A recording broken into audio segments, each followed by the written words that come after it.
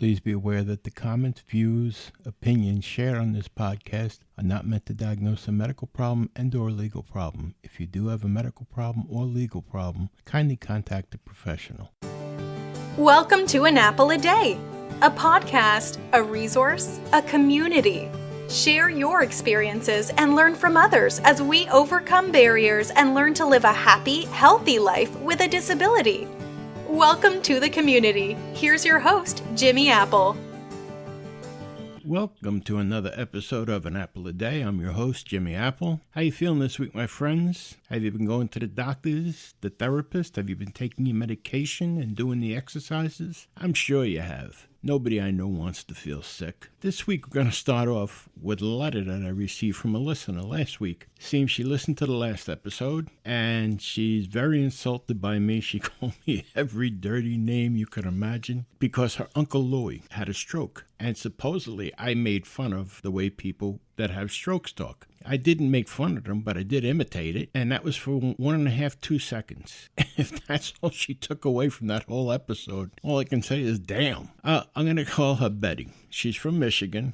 Her Uncle Louie had a stroke, and his speech was affected from the stroke. You know, he has a hard time talking now. And Betty swears that I'm laughing at people with strokes, that I have no compassion for people with strokes. All right, so let me start off with the basics here. Let me tell you, Betty, as far as people with strokes go, I've had 3. Luckily, it didn't affect my speech, but it did affect my left side, so much so that I can no longer wear a prosthetic where I had the amputation. So now I'm stuck in a wheelchair for the rest of my life. Your Uncle Louie, his speech was affected. I'm sure he's happy to be alive. I'm sure he doesn't care too much about his speech being affected. You care more about it, I'll bet, than he does. You know, just because he had a stroke and he has a speech problem now, that doesn't define him. He's still Uncle Louie. He's still the same Louie that you knew before he had the stroke. If you don't think so, then it's you that has the problem, Betty. People become disabled almost every day. And if that's all that defines them, I don't know, you have a problem, because us, the people that are disabled, we don't let that define us. We're still the same people. We still feel the same. We still have the same problems.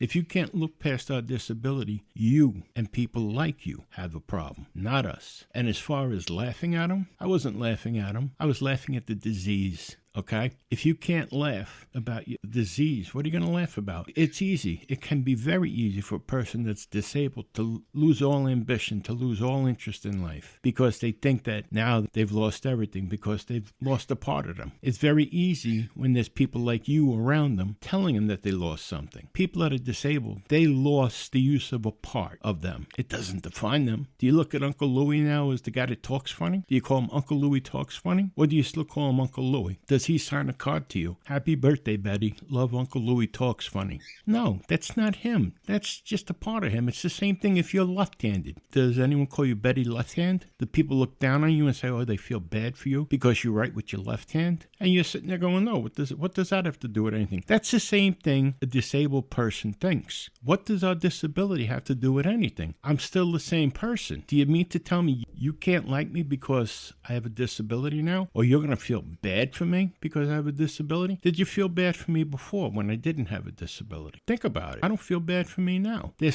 I know I have limits. All of us who have disabilities know we have limits. We work around them. We don't let it define us. All right, I can't walk anymore. So what does that mean? I can't go out and get the mail. I have a wheelchair.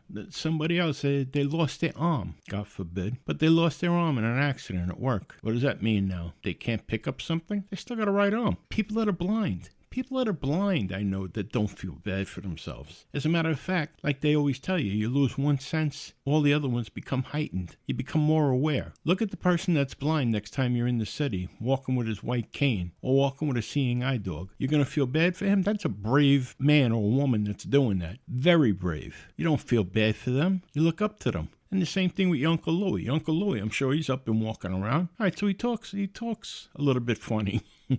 Why don't you look at him and say, wow, I wish I could be more like him, admire him, instead of feeling bad for him? You know, that you're probably the same type of person that when I go into a store, they look at me and go, oh, let me hold this for you. They mean well, but they're doing it out of guilt, I think, sometimes. They feel guilty because I'm in a wheelchair. I appreciate the help, but they don't have to. I'd rather someone look at me and say, wow, you're doing pretty good for a guy in a wheelchair, instead of saying, oh, he's in a wheelchair. Okay, Betty? So, take it easy. Lighten up. Enjoy life. Uncle Louie's enjoying life. You should too. He talks a little bit funny. You probably hear a little bit funny. But to laugh a little bit. Laughter's the best medicine. And I'm going to tell you the same thing I tell our audience every week. It can always be worse. Uncle Louie's up and walking around. He's reading the newspaper. He's watching TV. The stroke could have affected his legs that he can't walk. Could have affected his eyes that he can't see. Could have affected his speech that he can't speak at all. Or his comprehension. Think about it. All it did was affect his speech. Be happy for the man. It can always be worse. All right, let's leave Betty alone now for a few minutes and let's get back to work here. So this is our 11th episode. I'm so happy we've picked up more listeners in Japan. Japan seems to like us. People in Japan, thank you. Thank you very much. Germany, Ireland, Australia is another new one that we got this week. People from Australia, how are you, buddy? Throwing out a shrimp on the bobby. I know I'm an idiot, right? Yeah, Betty, go ahead, call me an idiot. But anyway, yeah, our listeners are going up. We're getting more and more listeners every week. I think it's great. So do me a favor. After you listen to this, go on the bottom there, rate us. Give us a rating. Maybe we'll get more people from around the world. I wanted to ask you, have you noticed since becoming disabled that it seems like some of your friends have kind of disappeared off the screen there? People that you knew pretty well. I know for me it did. For me, I had buddies I went fishing with every week, gone hunting.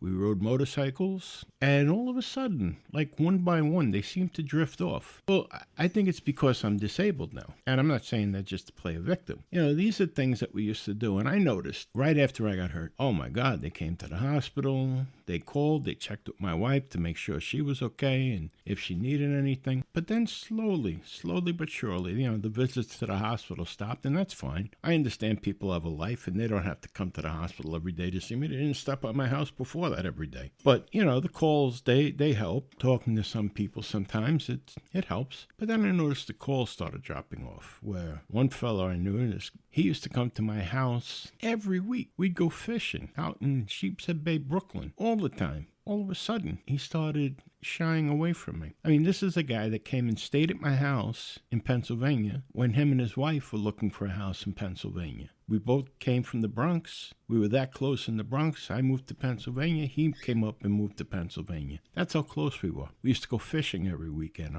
We used to barbecue together. But all of a sudden, I got disabled, and I couldn't do some of the things that I used to do. I couldn't walk that well. This is before the amputation. Couldn't walk that well. I couldn't get in and out of a boat, but I could still fish from the shore. Again, things just started to peter out. When I was in the hospital again, I heard from him maybe twice. And then it just kind of faded off into the distance. I came home from the hospital, and next thing I know, they were a thing of the past. I'm not going to say it's mean or whatever. I guess it's just some people's nature. They're set on things that they want to do. But I can't be anymore. I can't walk through the woods. I can't go hunting. And again, I'm not saying I'm a victim of anything. It's just that's the way it is. And he couldn't accept that. So he just went about. He made new friends, and goodbye, so long. I ran into him about 2 years later on Facebook, of all places, and he says to me on Facebook, don't answer me on Facebook. He says, just send me a message or an email. I was like, yeah, here's an email for you. Take it on the hop. Last thing I need is someone that tells me, oh no, don't answer me, because he's still doing his thing on Facebook, I guess, and he doesn't want to be embarrassed in front of his new friends. That's fine. I don't care. But being disabled, like I said, you lose friends. One thing you're going to find out, though, is who your true friends are. I used to have a large circle of who I called friends. That's dwindled down to 2 people. And one, I don't even keep in touch with. They don't keep in touch with me. It's like a call every 6 months, but still, it's a call. But I ran into a buddy of mine, Doug, who we grew up together. We grew up together from diapers up. We lost contact there for a number of years. But once we ran into each other again, it was as if nothing ever stopped. It was as if we started talking today and we talked yesterday. And that's how you know it's a true friend.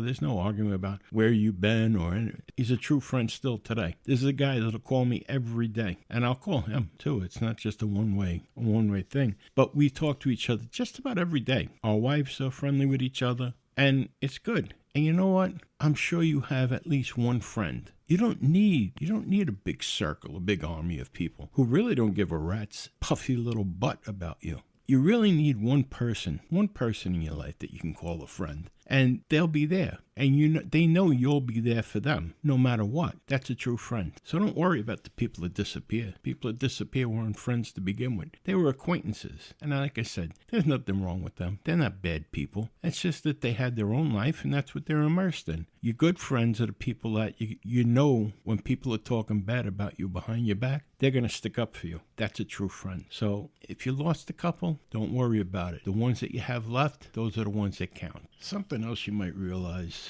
over time is that some of your family starts to peter off, disappear. Doesn't make them bad people. It just means they have their own life to go on with. Again, you have to understand it, I guess. In my case, my only family is my wife, and my wife is my best advocate. She doesn't take nonsense from anybody when it comes to my health. I always call her my pit bull. So you and your spouse, it's you and your spouse against the world. If your brother and your sister or your in-laws don't want to talk to you, or they try to stay away from you, well, so what? That's what I say. So what? All right, let's take a little bit of a break here, and we'll be back in 30 seconds. Go ahead, count the seconds, I dare you. An Apple a Day is brought to you by www.famousapple.com. FamousApple.com is the home site for this podcast. There you're going to find articles about the topics we discuss. You're going to find our connections to our Facebook page, and you're even going to find connections to our private chat board. So take a minute, go over, visit www.famousapple.com, but please wait till the end of this podcast. Don't run out on me now. Let's get back to the discussion. See, what did I tell you? It was 30 seconds. You counted them? What'd you come up with, 31? Maybe it was 29. Anyway, there's something else I want to touch on. People think, again, because we're disabled, we can't do something. What do you let it stop you from doing? Do you let it stop you from doing anything? I don't. I hate to keep bringing myself into it, but like I told you, I have my right leg. That's it. But it doesn't stop me from driving. I drive. Matter of fact, I had to go renew my license the other day. And when I went in, they said, do you have any restrictions on your license? Now, there I am sitting at the Department of Motor Vehicles in a wheelchair with my wife. I said on the back, it says I need corrective lenses. Okay, can you read the eye chart? Yeah. I read the eye chart. They gave me my license. So some people think because you're disabled, you can't drive. Of course you can. Even if you didn't have either one of your legs. There's a thing called hand controls they can put in a car. Yeah, and that's part of the way if you're going to get out of the house. Like I've said many times, you got to get out of the house. You can't be a prisoner in your own house. And what about taking care of yourself? Do you dress yourself? You should. I mean, unless you have no hands and you're blind. And I'm not making fun of blind people, Betty, so just cool out. The more you can do for yourself, the better you are. The better you're going to feel, too. I mean, if I had to sit and wait every day for someone to come put my shoe on or put a shirt on me or something, I don't know what I'd do, but that's not me. I'll try my best. There's certain things that you can't do. And like I said before, there's limits, and we know our limits. But you know what? Sometimes you have to push the limits, and that's the only way you're going to graduate further. I don't understand people that want other people to feel bad for them or want other people to do things for them, especially if you've been disabled for any length of time. You got to have your independence, and the only way you're going to have independence is by doing for yourself as much as you possibly can. So that's just my little thought there on that. Here's something else. This has been bothering me since I read it. There was a high school junior, and he's paralyzed from the waist down, but that's from a car accident. Before that, he was on the track team at the school, and now he's in a wheelchair, and he's coming back to school this year. He wants to join the track team again. I'm reading this going, wait a minute, the kid's crippled from the waist down, and he wants to join the track team. That doesn't make sense to me. So I guess now his parents will sue and claim that his rights are being violated. Come on. Well, what is he going to do on the track team? Make tire tracks? Come on.